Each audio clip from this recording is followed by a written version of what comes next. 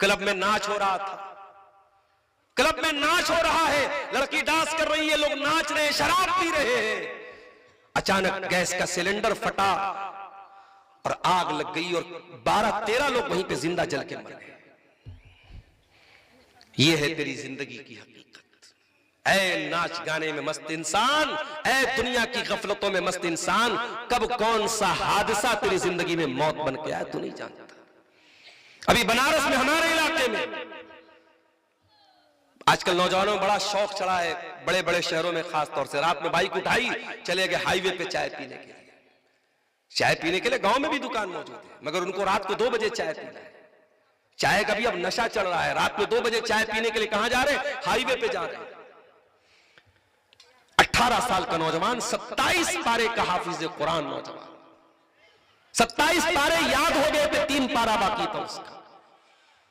रात के 2 बजे बाइक से जा रहा है, दोस्त को बिठाया है साथ में। हाईवे पर पुल पे गाड़ी चलाई उसने, अचानक उसने क्या देखा? सामने सीसीटीवी कैमरे में नजर आ रहा है, सामने से कोई गाड़ी भी नहीं आ रही है, कोई सामने से बाइक नहीं, कोई सामने से कार नहीं, इसकी बाइक जा रही है। अचानक से इसने जोर से गाड़ी का ब्रेक मारा है, उछल के गिरा है, डिवाइडर में सर लड़ा है, ऑन द स्पॉट इंतकाल। मां रो रही है, बाप रो रहा है। साथ में जो लड़का बैठा था नौजवान, 2 दिन तक तो वो बेचारा होश में नहीं आ रहा था, दिमाग ही नहीं काम कर रहा था उसका। 2 दिन के बाद जब उस थोड़ा होश में आया, उसने कहा कि मुझे इतना याद है कि जब वो हादसा हुआ था, मेरे दोस्त ने ये कहा था, सामने मैंने 3 काले कुत्तों को देखा है। हो सकता है, अल्लाह आलम, काले कुत्ते की शक्ल में भी शैतान आता है। उसने 3 काले कुत्तों को देखा और उसके बाद उसने जोर से ब्रेक मारी और यह हादसा हुआ। आप नहीं जानते कौन सा हादसा आपकी जिंदगी में जिंदगी के तार को तोड़ देने की खबर लेके आ जाए मेरे भाई। हम लोग तो सफर में निकलते, अल्लाह का शुक्र है, दुआएं पढ़ के बैठते हैं कार में। सीट बेल्ट में आगे बैठता हूं, ड्राइवर के बगल में बैठता हूं, मालूम है कोहरे का टाइम है, गाड़ी 100-120 की स्पीड में चल रही है, इधर से जलसे वालों का फोन आता रहता है, शेख मुहिबुल्लाह साहब फोन कर रहे हैं, जहां भी प्रोग्राम रहता है लोग फोन करते रहते, शेख कब आएंगे, मानुस भाग रहा है, लोग भाग रहा है। अरे भाई भागने दो भाई, हम उड़ा के तो नहीं आएंगे। क्लास करके मैं निकलता हूं, पटना पहुंचता हूं, पटना से गाड़ी से आता हूं, ड्राइवर मेरा नॉन स्टॉप गाड़ी चला, तो उसके बाद भी आपके इलाके में ये होता है कि शेख आप आ जाइए, जल्दी से आ जाइए। कैसे उड़ा के आ जाए भाई? हादसे इंतजार नहीं करते मेरे साथियों। उम्र कहां गुजारी है, आपने हिसाब देना पड़ेगा। दूसरा सवाल किया जाएगा, वान शबाबिही फीमा बला, ऐ मेरे बंदे, तेरी जिंदगी का जो जवानी का टाइम था, जो गोल्डन पीरियड था, जो ताकत का दौर था, जिस दौर में तू अल्लाह को राजी कर सकता था, जिस दौर में तेरे बाजुओं में ताकत थी, तेरी हड्डियों में दम था, बुढ़ापे में हज करता है बेचारा। कभी जाके देखो मक्का मदीना में, कभी जाके देखो तवाफ करने वाले बूढ़े रोते रहते, काश मैंने जवानी में उम्रा कर लिया होता। कभी सफा और मरवा के दरमियान दौड़ लगाने वालों में कोई 80 साल का बूढ़ा है, कोई 70 साल की बुढ़िया है, थक करके जब वो बैठ जाती है, अफसोस करती है, काश मैंने जवानी में उम्रा कर लिया होता, मैंने जवानी में हज कर लिया होता। मेरे प्यारे नौजवान साथियों, इबादत करने की सही उम्र जवानी है, अल्लाह को राजी करने की सही उम्र जवानी है। इसीलिए अल्लाह के नबी फरमाते हैं, कयामत के दिन जब अल्लाह के अर्श के सिवा कोई साया न होगा, जब सूरज की गर्मी से लोग बेहाल होंगे, अल्लाह ताला अपने कुछ खुशनसीब बंदों को अपने अर्श का साया देगा। उन खुशनसीब बंदों में वह शाफुन नशा फी इबादतिल्लाह, वो नौजवान भी होगा जिसकी जवानी अल्लाह की इबादत में गुजरी हो। जवानी में इबादत करो, बुढ़ापे का इंतजार करते हो। हर गांव में 3-3, 4-4 मस्जिदें मौजूद हैं, मगर आज इन मस्जिदों को आबाद करने वाला नौजवान नहीं है, बूढ़े हैं। बूढ़ा बेचारा लाठी लेके फजर की नमाज में मस्जिद में न जाए तो शायद फजर की नमाज में बहुत सारी मस्जिदों के ताले भी न खुलेंगे। 70 साल का बूढ़ा सर्दी के मौसम में सुबह उठ करके ठंडे पानी से वजू बना रहा है, और 20 साल का नौजवान बिस्तर पे आराम से इंस्टाग्राम पे लड़की से चैटिंग करके रात में सो रहा है। ओ नौजवान, तेरी जवानी कहां गुजरी, तुझको हिसाब देना पड़ेगा। तौबा करो तो जवानी में करो मेरे साथी। सुधरना है तो जवानी में सुधरो, बुढ़ापे में तो भेड़िया भी सुधर जाता है। दर जवानी तौबा करन शेवे पैगंबरी, जवानी में तौबा करना, जवानी में अल्लाह के दीन पर चलना, ये पैगंबरों का तरीका है, नबियों का तरीका है। वक्त पीरी गुर्गे जालिम भी शबद परहेजगार, अरे बुढ़ापे में तो जालिम भेड़िया भी शरीफ बन जाता है। जवानी का सवाल किया जाएगा। दूसरा सवाल, तेरी जवानी कहां गुजरी है? तीसरा सवाल, वन मालिही मिन ऐन कसबहु, और ऐ मेरे बंदे तूने माल कहां से कमाया? तेरी आमदनी क्या थी? तूने रिश्वत से कमाया, तूने सूद से कमाया, तूने डकैती करके कमाया, तूने चोरी करके कमाया, तूने दूसरों की जमीन हड़प करके कमाया। वन मालिही मिन ऐन कसबहु, तूने माल कहां से कमाया? और चौथा सवाल, वफीमा अनफकहु, और तूने अपने माल को कहां खर्च किया? तुझे आमदनी का भी हिसाब देना है, तुझे खर्च का भी हिसाब देना है। और पांचवा सवाल, वमाजा अमीला फीमा अलिमा, तूने जो इल्म हासिल किया उस इल्म के ऊपर तूने अमल कितना किया?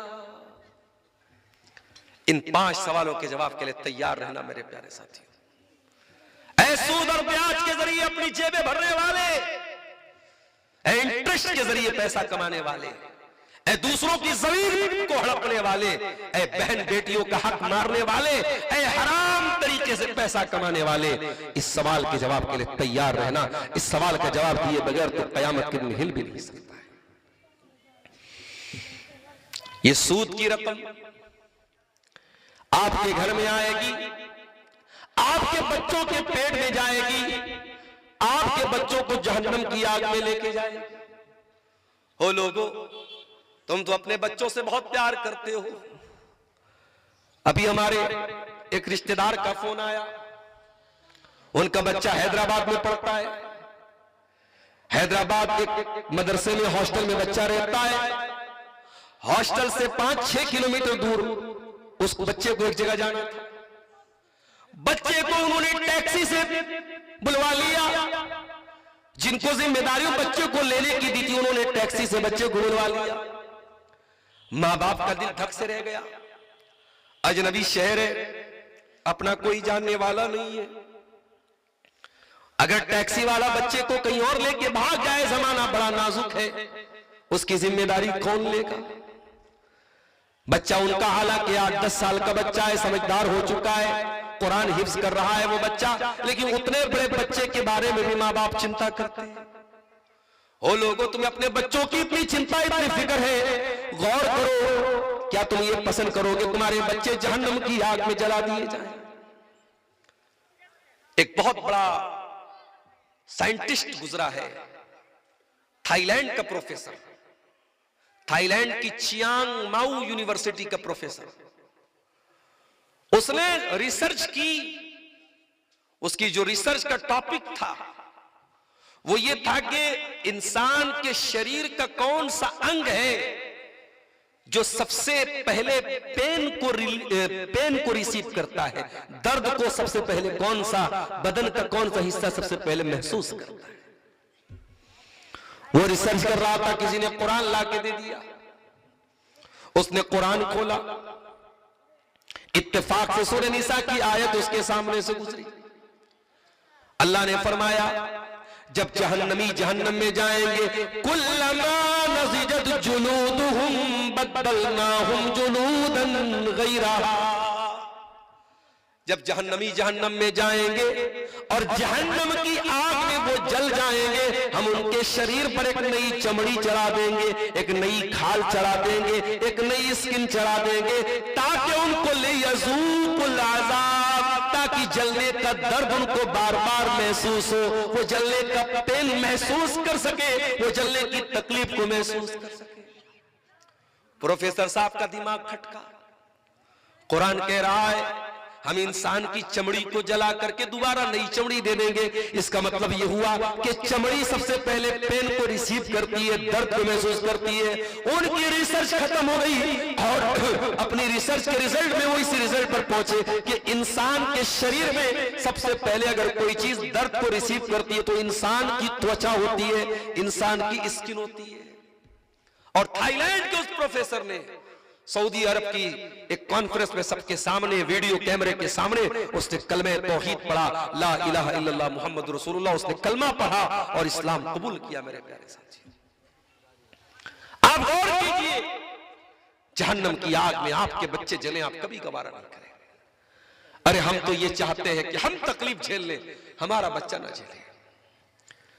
कभी कभी मैं गाड़ी में जा रहा हूं, मेरी छोटी बच्ची मेरे साथ जिद करके अब्बू मैं भी आपके साथ चलूंगी, मेरे साथ वो चली जाती। कल भी एक प्रोग्राम तो यूपी में साथ में लेके गया था।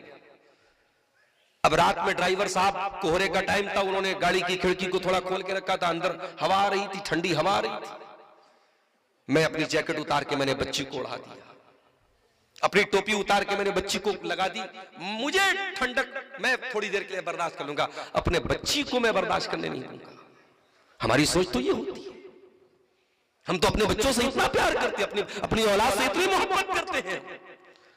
जिस औलाद से आप इतना प्यार करते हो, इतनी मोहब्बत करते हो, उस औलाद के को जहन्नम की आग में जलाया जाए, क्या आप ये पसंद करेंगे? अल्लाह के नबी फरमाते, मा नबतल हमुन मिन सूतिन फन्नारु औला बिही, जो जिस्म हराम कमाई से परवरिश होगा, जिस जिस्म के अंदर हराम कमाई पलेगी बढ़ेगी, जिस जिस्म के अंदर हराम कमाई का खून दौड़ेगा, फन्नारु औला बिही, वो जिस्म जहन्नम की आग में डाला जाएगा। ओ सूद और ब्याज का लेन देन करने वालों, अपने बच्चों को जहन्नम की आग में न ढकेलो, अपने बच्चों को जहन्नम की आग में जलने का ईंधन न बनाना। शेख ने एक बात कही थी, सूद की जो मौजूदा शक्लें हैं उस पर भी थोड़ा बात कीजिएगा। सूद की आजकल एक बड़ी आम शक्ल क्या है कि हमने, मिसाल के तौर में जो शहर में की बात कर रहा हूं, गांव में भी कुछ इसकी शक्ल होगी। मिसाल के तौर पर मेरे पास मकान है, अब आपको किराए पर मकान की जरूरत है, आप मेरे पास आए, शेख साहब मुझे मकान चाहिए, अच्छी बात है, किराए पे चाहिए, हाँ किराए पे चाहिए। मैंने आपसे 5 लाख रुपए एडवांस में ले लिया और आपको मैंने अपना मकान रहने के लिए दे दिया, और उसके बाद आप 4 साल 5 साल मेरे मकान में रहे, मैंने आपसे कोई किराया नहीं लिया, क्योंकि मैं आपसे 5 लाख रुपए एडवांस ले चुका हूं। और उसके बाद जब आप मकान छोड़ के जाने लगे, वो 5 लाख रुपया मैंने आपको रिटर्न लौटा दिया। इसको कहीं पगड़ी बोलते हैं, कहीं हैवी डिपॉजिट बोलते हैं, बहुत सारे इसके नाम हैं। ये हराम है। क्यों हराम है? क्योंकि शरीयत ये कहती है कि आपने मुझको जो 5 लाख रुपए दिए, वो कर्ज दिए थे आपने, और कर्ज के ऊपर किसी भी तरीके का प्रॉफिट कमाना इस्लाम की नजर में सूद है। आपने 5 लाख रुपए कर्ज दिए मुझको, जो बाद में मुझको आपको लौटाना है, उन 5 लाख रुपयों पर 1 रुपया भी आप मुनाफा ले रहे हैं तो वो भी हराम है। अगर आप रुपया नहीं ले रहे, कोई सर्विस ले रहे तो वो भी हराम है। इमाम अबू हनीफा रहमतुल्लाह अलैह, उन्होंने एक इंसान से कर्जा लिया, और कर्जा जब लिया, माफ कीजिए, उन्होंने कर्जा दिया था, किसी को कर्जा दिया था, और जिसको कर्जा दिया था वो पैसा नहीं दे रहा था, टाल मटोल कर रहा था। इमाम अबू हनीफा रहमतुल्लाह अलैह एक दिन उस आदमी के दरवाजे पर पहुंचे, गर्मी का मौसम था, धूप में हज़रत इमाम अबू हनीफा खड़े हुए थे। बड़ी देर से दरवाजा खटखटाया, दरवाजा खोला, इमाम साहब ने कहा भाई बाहर आ जाओ, मेरा पैसा मुझको लौटा। उसने कहा इमाम साहब ऐसी भी क्या बात है, आप मेरे दरवाजे पर आके खड़े हुए, अंदर तो चले आइए, धूप का मौसम है, गर्मी का मौसम है, क्यों अपने आप को सता रहे? अरे ठीक है, मैं आपका पैसा दे दूंगा, मैंने आपसे पैसा उधार लिया था। इमाम साहब ने कहा माफ करना मेरे भाई, मैं तुम्हारे घर के अंदर नहीं आ सकता। उसने कहा इमाम साहब पैसे का लेन देन अपनी जगह है, आप मेरे बहुत मोहतरम है, मैं आपकी बहुत इज्जत करता हूँ, बहुत सम्मान करता हूँ, आप मेरे दरवाजे पर आए, आप अंदर तो चले आइए, मैं पैसा आपका दे दूंगा। इमाम साहब ने कहा नहीं नहीं, जब तक मैं तुमसे अपना पैसा उधार वाला नहीं वापस ले लेता, मैं तुम्हारे दरवाजे की चौखट के अंदर नहीं जाऊंगा। वो आदमी बाहर आया, उसने इमाम साहब को पैसा दे दिया। इमाम साहब ने पैसा ले लिया, फिर उसके साथ अंदर गए। उसने कहा, इमाम साहब आप क्यों बार बार इस बात पे जोर दे रहे थे, आप अंदर क्यों नहीं आ रहे थे? इमाम अबू हनीफा ने फरमाया, क्योंकि मैंने तुमको कर्जा दिया था और इस्लाम की नजर में कर्जा देने के बाद कर्जा लेने वाला कर्जा लेने वाले से किसी तरीके का कोई प्रॉफिट नहीं ले सकता है। मुझे मुनासिब नहीं लगा कि धूप का मौसम है, गर्मी का मौसम है, उतनी देर अगर मैं तुम्हारे घर की छाया में बैठ गया, मैंने तुम्हारे घर की हवा खा ली, तो वो भी कहीं सूद में ना आ जाए, वो भी कहीं इस कर्जे के प्रॉफिट में ना आ जाए। इसलिए जब वो कर्जे का हिसाब किताब खत्म हो गया, तब मैं तुम्हारे घर के अंदर आया। अल्लाह अकबर। ये एहतियात थी हमारे असलाफ की। और हम एक हम है कि साहब सूद और ब्याज सवार आए हमारे यहाँ। कितनी शक्लें हैं सूद की। जो गिरवी सामान हम रखते, गिरवी सामान का भी सुन लीजिए मसला। मुझे आपसे 10,000 रुपये पैसा चाहिए, उधार चाहिए। मैं आपके पास आया, आपने कहा भाई मैं ऐसे पैसा आपको उधार नहीं दूंगा, आपको गारंटी में कोई चीज देना पड़ेगा। मैंने मोबाइल दे दिया, मोबाइल मैंने आपको गारंटी के तौर पे, जमानत के तौर पे दिया था। ये मोबाइल आपको मैंने गिरवी के तौर पे रखा था आपके पास, और आपसे मैंने 10,000 रुपये उधार ले लिया। अब शरीयत का मसला सुन लो। उस मोबाइल को मैंने आपको दिया तो है, मगर आप उस मोबाइल को इस्तेमाल नहीं कर सकते। अब आपको लग रहा होगा मौलवी साहब ये कौन सी बात होगी, अरे मोबाइल है तो इस्तेमाल होगा। नहीं, अगर आप मोबाइल इस्तेमाल करेंगे तो ये भी सूद और ब्याज की शक्ल में आएगा। गोया कि आपने जो 10,000 रुपया मुझको दिया है, उस पर प्रॉफिट आप क्या कमा रहे हैं, आप मेरा मोबाइल चला रहे। मैंने साउथ इंडिया में देखा, लोग पुरानी गाड़ी है, पुराना सामान है, इसी तरीके से दूसरों को दे देते, उनसे पैसा ले लेते, और जिसको दे देते वो उसको इस्तेमाल भी करता है। हराम है ये। इसको कहीं सूद कहते हैं, कहीं बड्डी कहते हैं, कहीं ब्याज कहते हैं, जो भी नाम आप इसका रखते हैं, ये हराम है मेरे प्यारे साथियों। और अल्लाह के नबी ने सूद के बारे में बड़े सख्त अल्फाज इस्तेमाल किए। फरमाया, लानल्लाहु आकिल रिबा व मुकिलहु व कातिबहु व शाहिदै। सूद खाने वाले पर अल्लाह की लानत, सूद खिलाने वाले पर अल्लाह की लानत, सूद की गवाही देने वाले पर अल्लाह की लानत, सूद लिखने वाले पर भी अल्लाह की लानत। और आपने आगे ये भी फरमाया, वहुम सवा, सब बराबर है। इसीलिए जिस बैंक में सूदी कारोबार, और आजकल तो हमारे यहाँ सारे बैंकों में सूदी कारोबार होता है, लिहाजा उलमा का फतवा मौजूद है कि जिस बैंक में सूदी ट्रांजैक्शन हो रहा हो, उस बैंक में कोई जॉब नहीं करनी चाहिए, क्योंकि बैंक का पूरा काम सूद और ब्याज पर है। अब आप ये कहेंगे, साहब ये तो हमारी तरक्की के रास्ते में रुकावट है, हम कैसे तरक्की करेंगे, हम कैसे आगे बढ़ेंगे, हम तो पीछे रह जाएंगे। तो भैया हम ब्याज खा के आगे नहीं बढ़ेंगे। हमें ऐसी तरक्की नहीं चाहिए जो हराम तरीके से हमारे घरों में आए। हम पिछड़े हैं तो पिछड़े रह जाएंगे, मगर हराम तरीके से हम तरक्की हासिल करें, मेरे प्यारे साथियों, ये मुनासिब नहीं। तरक्की हासिल करने के जायज रास्ते बहुत थे। जब सहाबे किराम मक्का से मदीना पहुंचे, वो जीरो हो गए थे। आज हिंदुस्तान जैसे मुल्क में, भारत जैसे देश में भी अगर कोई इंसान बेघर कर दिया जाए, कारोबार को, उसको कारोबार से महरूम कर दिया जाए, घर से दूर कर दिया जाए, वो जितना बेबस हो जाएगा, उससे कहीं ज्यादा बेबस 1400 साल पहले मक्का के मुहाजिरीन साहबा थे। उनका अपना वतन था, अपना मक्का, उनका अपनी धरती, अपना वतन था। उनको मक्का छोड़ के जाना पड़ा, अपना बना बनाया कारोबार छोड़ के जाना पड़ा, अपने पुरखों की जमीन छोड़ के जाना पड़ा, अपना बना बनाया बिजनेस छोड़ के उनको मदीना जाना पड़ा। जब मक्का के मुहाजिर मदीना पहुंचे, अल्लाह के प्यारे नबी ने मक्का के मुहाजिरीन का मदीना के अंसारियों के साथ भाईचारा कराया। नाम ले लेके आपने फरमाया, ये मक्का का फला मुहाजिर है, ये मदीना के फला अंसारी का सास भाई है। सबका नाम ले लेके आपने भाई भाई बनाया। एक सहाबी जिनका नाम अब्दुर्रहमान बिन औफ था, अल्लाह के नबी ने उनको भाई बनाया, हजरत साद इब्न रबी अंसारी का। साद इब्न रबी अंसारी बहुत पैसे वाले साहबी थे। उन्होंने कहा, अब्दुर्रहमान मेरे पास पास बहुत ज्यादा माल है, बहुत ज्यादा खजूरों के बाग है, आओ एक काम करो बंटवारा कर लेते हैं। मेरे जितने खजूरों के बाग है आधा तुम ले लो, आधा मैं ले लेता हूं। मेरे पास जितने मकानात हैं आधे तुम ले लो, आधा मैं ले लेता हूं। आज तो भाई भाई में बंटवारा होता है तो बेईमानी हो जाती है। किसी के हिस्से में दुकान आई, किसी के हिस्से में मकान आया, किसी के हिस्से में मकान आया, किसी के हिस्से में दुकान आई। मैं घर में सबसे छोटा था, मेरे हिस्से में मां आई। मुनव्वर राना का शेर है। भाई भाई का बंटवारा होता है उसमें बेईमानी हो जाती है। भाई भाई का खून चूस लेता है, भाई भाई की जमीन हड़प लेता है। अरे क्या करोगे ये जमीन हड़प के, क्या करोगे दूसरों के माल पे कब्जा करके? मरोगे एक दिन, और जिस दिन मरोगे जमीन तो बाद में साथ छोड़ेगी, पैसा तो बाद में साथ छोड़ेगा, औलाद तो बाद में साथ छोड़ेगी, सबसे पहले तुम्हारा नाम मिट जाएगा।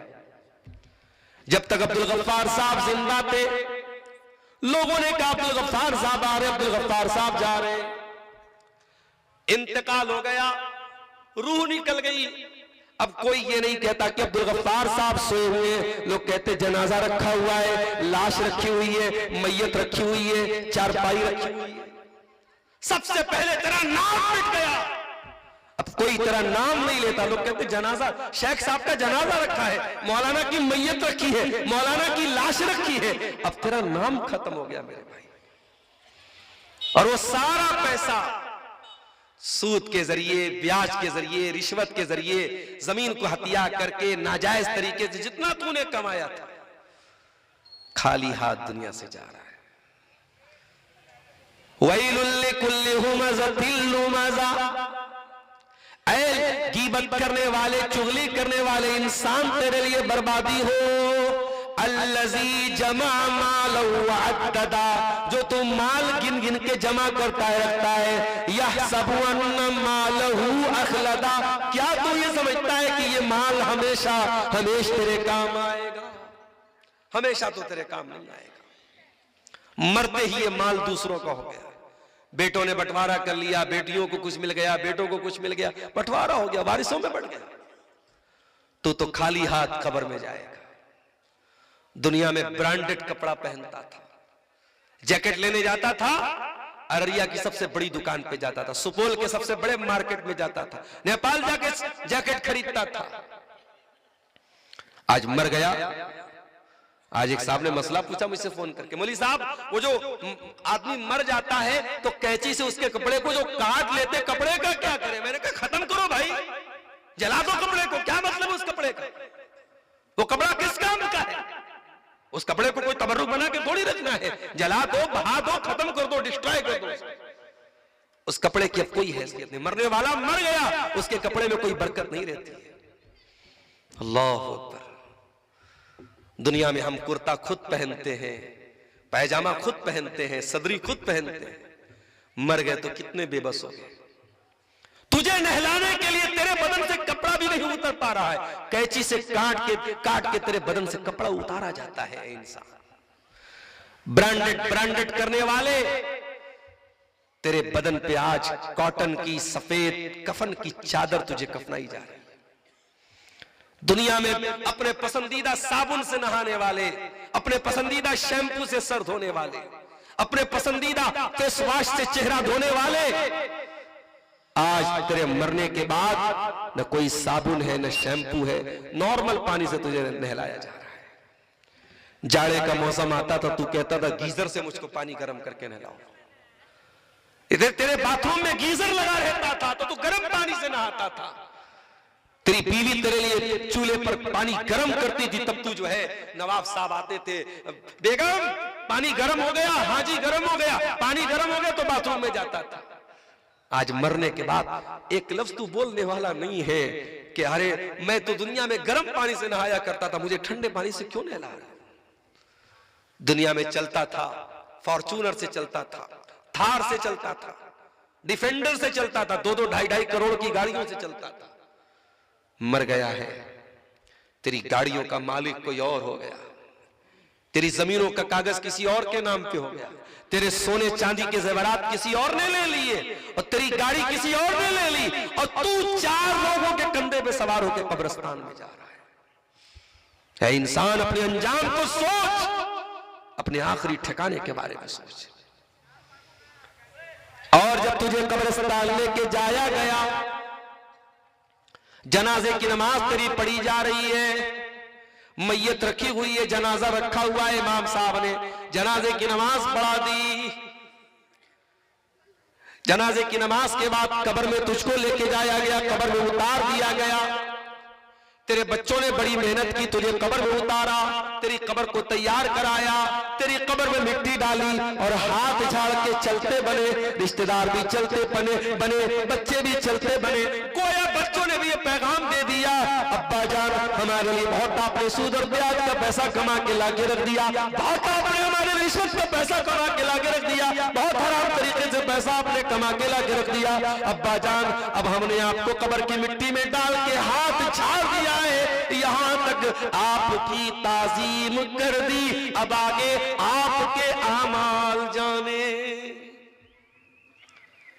और अल्लाह के नबी फरमाते हैं जब मैयत को दफनाया जाता है तो थोड़ी ही देर के बाद फरिश्ते आते हैं और मैयत की रूह लौटाई जाती है, मरने वाले की रूह लौटाई जाती है, मरने वाले को दोबारा कब्र में जिंदा किया जाता है।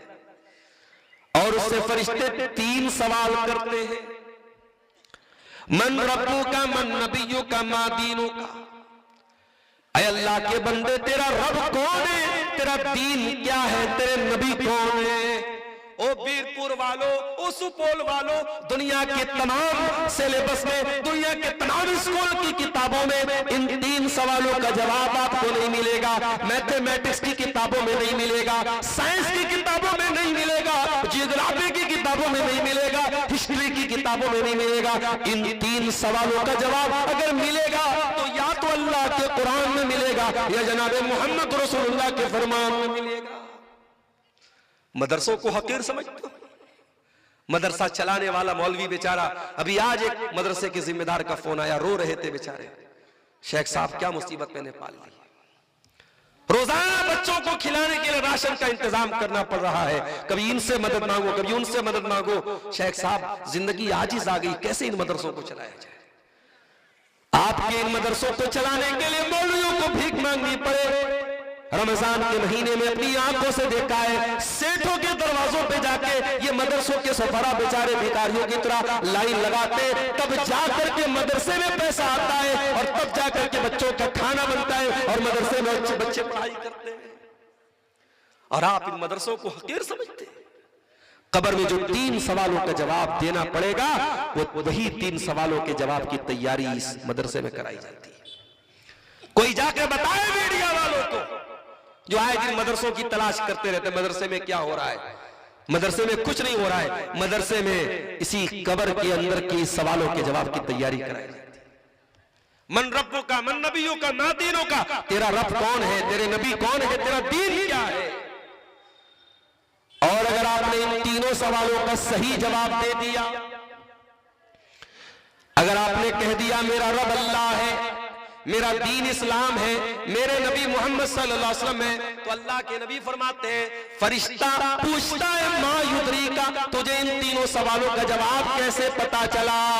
बंदा कहता है क़राअतु किताब अल्लाहि फ़आमनतु बिही व सद्दक़तु बिही। ऐ अल्लाह के फरिश्तों, ऐ मुनकर नकीर, मैंने कुरान पढ़ा था, मैंने अल्लाह की किताब को पढ़ा था, मैं कुरान पर ईमान लाया था, मैंने कुरान को सच्चा माना था, मैंने कुरान की तस्दीक की थी, मुझे इन 3 सवालों का जवाब कुरान में मिला था। हो लोगों, मैं नहीं कहता सारे बच्चों को आलिम बना दो, कम से कम एक बच्चे को तो कुरान का हाफिज और आलिम बनाओ, एक बच्चे को तो मदरसे में डालो, एक बच्चे को तो कब्र के इन 3 सवालों के जवाब की तैयारी करा दो। शायद वही एक बच्चा कल कयामत के दिन तुम्हारी बख्शिश का निजात का जरिया बन जाए। मेरे साथियों, हराम की कमाई कब्र में आपका पीछा नहीं छोड़ेगी। सब नाम खत्म हो जाएगा, सब ठाट पड़ा रह जाएगा जब लाद चलेगा बंजारा। हराम कमाई को अपने हलक में उतारने के पहले इंसान को 1000 बार सोचना चाहिए। मेरे साथी, अल्लाह के प्यारे नबी मस्जिद में तशरीफ फरमाए, आपका 5 साल का नवासा हजरत हसन इब्न अली रज़ी अल्लाह ताला अन्हु बच्चे हैं, खेल रहे हैं, सदका की खजूरें आई हुई है, ज़कात की खजूरें आई हुई है, मस्जिद में रखी हुई है। एक ज़कात की खजूर हजरत हसन उठाते और मुंह में डाल लेते हैं। अल्लाह के नबी देखते हैं मेरा नवासा ज़कात की खजूर खा रहा है, सदका की खजूर खा रहा है। आप अगर चाहते बच्चे के हाथ से खजूर छीन लेते, मगर आपने ऐसा नहीं किया। आपने फरमाया कख कख, बेटा थूक दे, बेटा निकालते। अमा शऊरता अन्ना ला नाकुल सदका। है मेरे प्यारे बच्चे, तू नबी का नवासा है, तू आले मोहम्मद में से है, तू नबी के अहले बैत में से है, तू नबी के घर वालों में से है। क्या तुझको नहीं मालूम कि हम ज़कात नहीं खाते, हम सदका नहीं खाते? बेटा इस खजूर को मुंह से निकाल दे। 5 साल के बच्चे को अल्लाह के नबी हलाल और हराम के दरमियान फर्क सिखा रहे, सही और गलत के दरमियान फर्क बता रहे। ओ लोगों, आपने अपने बच्चों को कब बताया कि हलाल हराम में क्या फर्क है? किसी शायर ने कहा है, कहां का हलाल और कहां का हराम, कहां का हराम और कहां का हलाल, मिटे हाय हुत्ती बचे रामलाल। हराम और हलाल की चिंता छोड़ दी मुसलमानों ने, पैसा आना चाहिए। याद रखो मेरे प्यारे साथियों, जब ये पैसा कमाने की अंधी दौड़ तुम्हारे अंदर पैदा हो जाएगी तो कुरान की ये आयत भी सुन लो।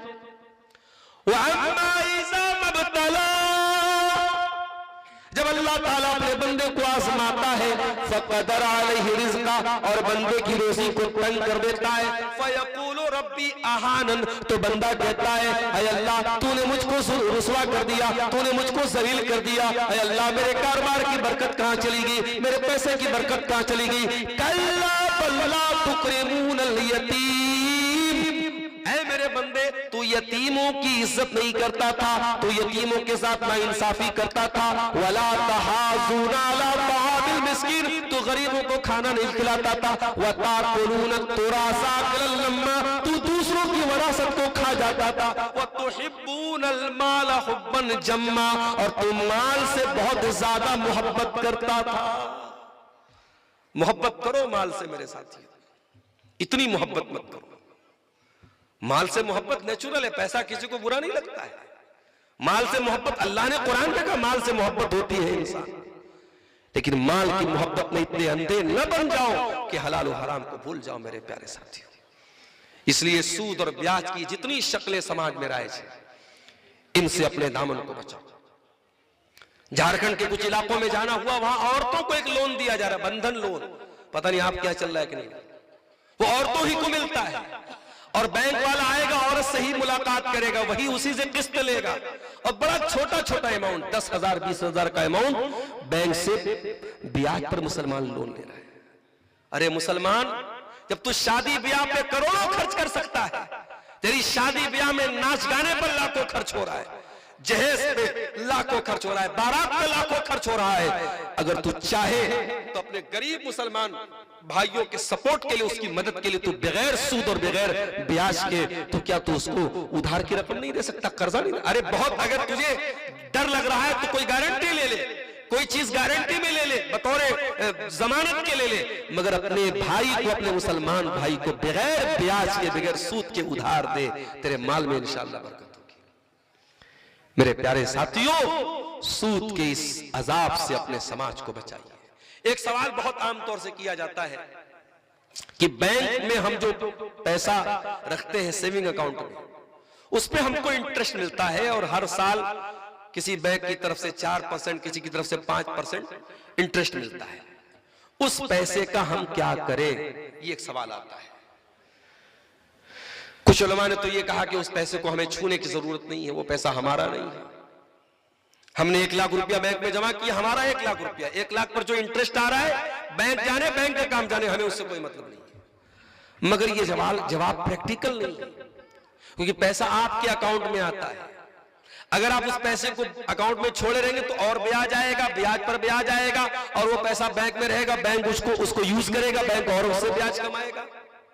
तो सही बात तो यह है कि उस पैसे को हमें इस्तेमाल करना है। अब कहां इस्तेमाल करना है, ये एक मसला है। कुछ उलमा ने यह कहा उसको पब्लिक वेलफेयर के काम में लगा देना चाहिए, लोगों के आम इस्तेमाल में, जैसे रास्ता बन रहा है, गली बन रही है, रोड बन रहा है, वहां पे वो पैसा लगा दिया जाए। कहीं लैट्रिन बन रहा है, शौचालय बन रहा है, वहां लगा दिया जाए। मगर ये बात भी महल्ले नजर है, ये बात भी सही नहीं मालूम होती, क्योंकि सड़क, शौचालय, रास्ता, गली, ये सब हमारे यूज की चीजें हैं। जब हम सूद और ब्याज को हराम मान रहे हैं, समझ रहे हैं, उस पैसे से बने हुए रास्ते पर हम क्यों चलेंगे? फिर वो मसला आ जाएगा, उस पैसे का क्या किया जाए। तो अक्सर उलमा ने, जो सलफी उलमा है, अहले हदीस उलमा है, उनका ये फतवा है कि उस पैसे को किसी भी जरूरतमंद को दे दिया जाए। कोई भी गरीब आदमी है, जरूरतमंद आदमी है और उसके पास अपनी जरूरत पूरी करने का कोई जरिया नहीं है, उसको हम सूद की रकम दे सकते हैं, चाहे वो मुसलमान हो चाहे वो गैर मुस्लिम हो। अब यहां पर फिर एक सवाल पैदा होता है कि जब वो पैसा हमारे लिए हराम था तो अपने मुसलमान भाई को हम कैसे दे सकते हैं? तो इसका जवाब यह है कि शरीयत में कभी कभी किसी चीज की मिल्कियत चेंज होने से हुक्म चेंज हो जाता है। पैसा हमें बैंक में अकाउंट में मिला, इंटरेस्ट के तौर पे मिला, ब्याज के तौर पे मिला, हमारे लिए वो पैसा हराम था और हराम ही रहेगा। लेकिन वो पैसा अगर हमने किसी गरीब आदमी को दे दिया, इसलिए दे दिया कि वो पैसा इस्तेमाल में आ जाए, वो पैसा अगर बैंक में रहेगा तो बैंक उसको यूज करेगा। हो सकता है गलत जगहों पर यूज हो, हमारे और आपके खिलाफ यूज हो, तो बैंक में छोड़ना भी ठीक नहीं है और पैसे को अपने ऊपर इस्तेमाल करना भी ठीक नहीं, क्योंकि वो ब्याज का पैसा है।